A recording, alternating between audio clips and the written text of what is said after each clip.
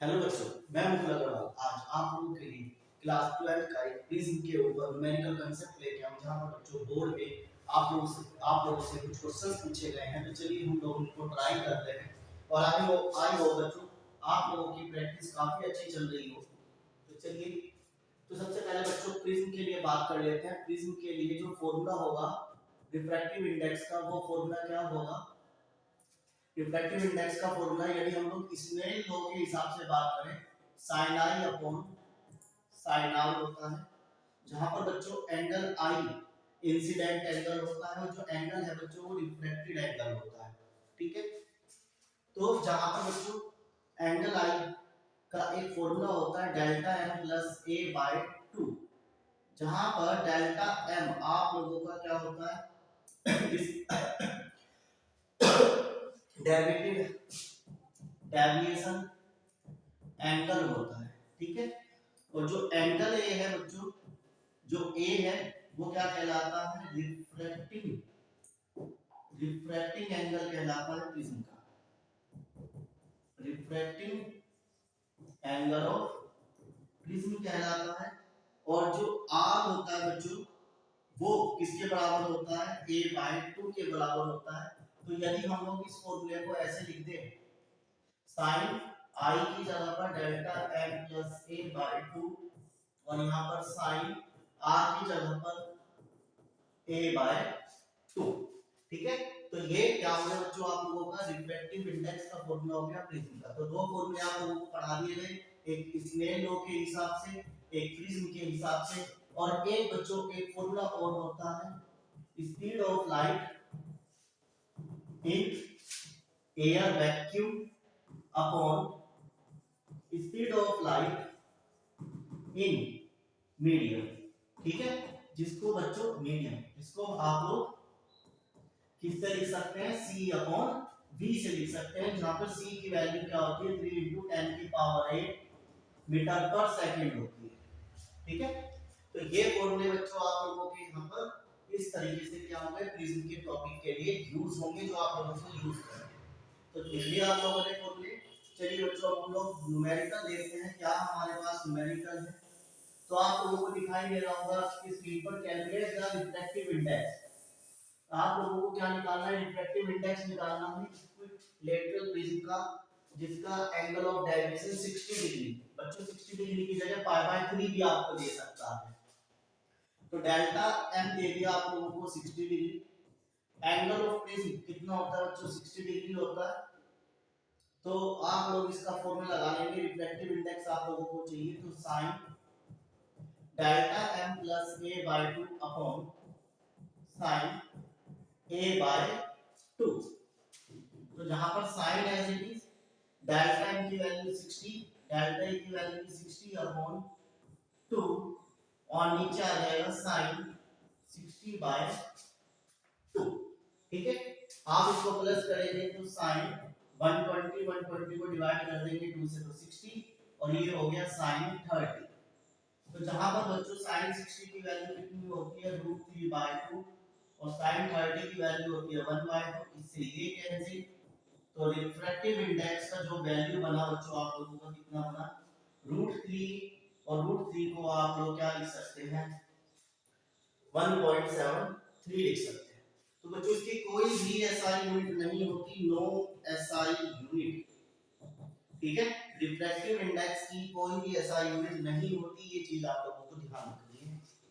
चलिए अगला न्यूमेरिकल देखते हैं बच्चों, आप लोगों के पास है a ray of light suffer minimum deviation angle passing through the prism of refractive index and refractive angle is इतना। Calculate the angle of deviation and angle of incidence। तो बच्चों आप लोगों को रिफ्रैक्टिव इंडेक्स दे दिया गया 1.5, रिफ्रैक्टिंग एंगल यानी angle A दे दिया गया प्रिज्म का 60 डिग्री। अब आपसे क्या पूछ रहा है?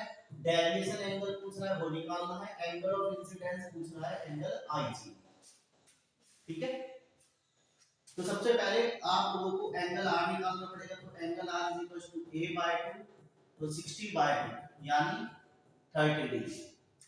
तो आर बराबर कितना हो गया? 30 डिग्री हो गया। ठीक है, अब एन का फॉर्मूला लगा देंगे, sin i upon sine r, sine i upon sine r. ठीक है। अब बच्चों n की वैल्यू आप लोगों के पास कितनी है 1.5, साइन आई हमारे पास नहीं है, r की वैल्यू कितनी है बच्चों 30, साइन 30 की वैल्यू होती है 1/√2, सॉरी 1/2, तो ये इधर मल्टीप्लाई से डिवाइड में चला गया, तो साइन आई, इससे ये कट गया आप लोगों के पास, तो 0.75 इज इक्वल टू साइन आई, ये इधर चला जाता है इनवर्स में, तो साइन इनवर्स की वैल्यू हो गई 0.75 इज इक्वल टू आई। ठीक है, तो ये चीज आप लोगों को ध्यान रखनी है कि जो साइन इनवर्स 0.75 होता है उसकी वैल्यू कितनी होती है 48.6 डिग्री, इतनी डिग्री एंगल आप लोगों का इंसिडेंट एंगल यहाँ पर क्या हो जाएगा निकल जाएगा। तो ये चीज हम लोगों ने निकाल दी।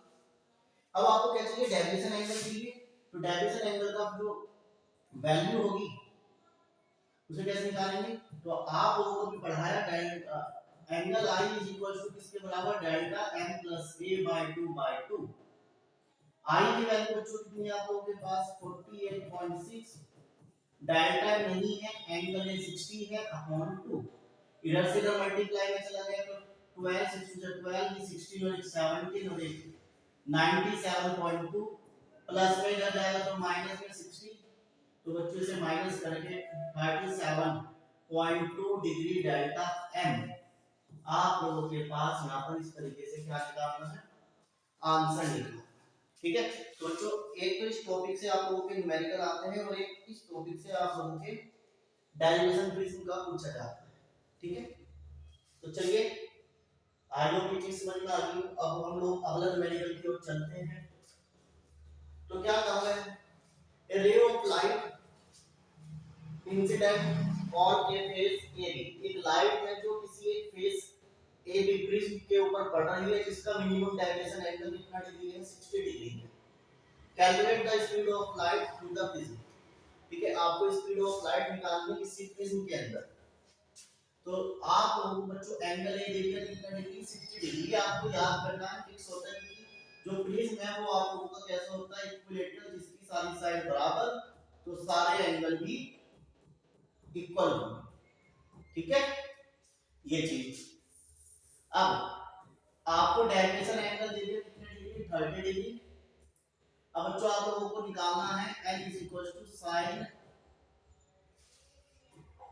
फॉर्मूला लगा लेंगे delta m a by 2/2 upon sine a by 2, n नहीं है sine as it is, delta m आप लोगों के पास 30, a की वैल्यू 60/2, साइन एज इट इज इसकी वैल्यू 60/2, तो कितना हो गया साइन 90 का आधा 45 अपॉन साइन 30, साइन 45 की वैल्यू कितनी हो गई 1/√2 और साइन 30 की 1/2, आप इसको ऐसे लिख सकते हैं 2√2, ये नीचे चला गया ये ऊपर, इसका रेशनलाइज करेंगे आप लोग तो बच्चों आप लोगों को आंसर कितना मिलेगा √2 मिलेगा, यानी रिफ्रैक्टिव इंडेक्स कितना मिला आप लोगों को √2 मिला। ठीक है, तो आई होप बच्चों आप लोगों को ये चीज यहाँ पर क्लियर होगी।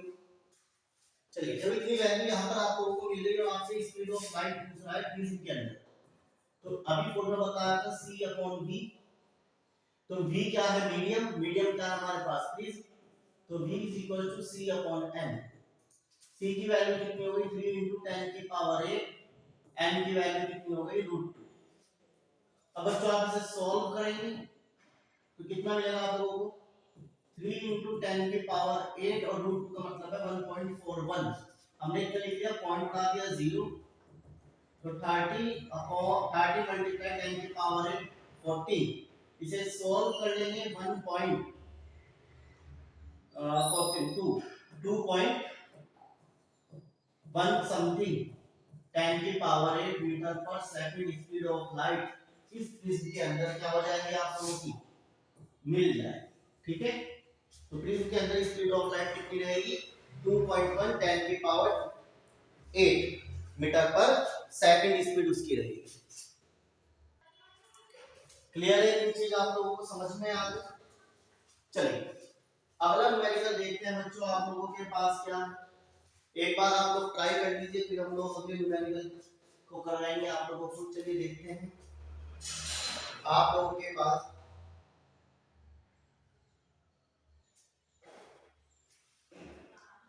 ठीक है, कर लिया आप लोगों ने। तो आपसे क्या कह रहा है, ray of light passing through an equilibrium through a glass prism, minimum dimension angle of incidence is 3 by 4 times of angle of prism.